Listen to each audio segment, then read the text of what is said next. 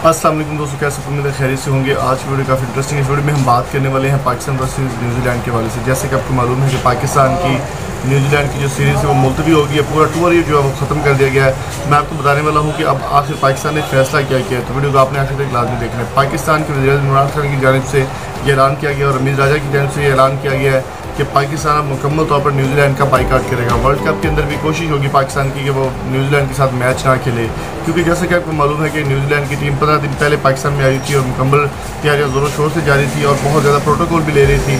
Security के मद्देनज़र रखते हुए बहुत ज़्यादा उनको सिक्योरिटी दी जा रही थी। इतनी सिक्योरिटी वज़ीर आज़म की नहीं होती जितनी न्यूजीलैंड की टीम को दी गई थी, लेकिन उनको इज़्ज़त रास नहीं है। उन्होंने फिर भी इन टाइम मैच एक तरफा सीरीज़ को मुकम्मल तौर पर मुलतवी कर दिया और उनका कहना था कि वो पाकिस्तान के साथ अब मैच नहीं खेलना चाहते।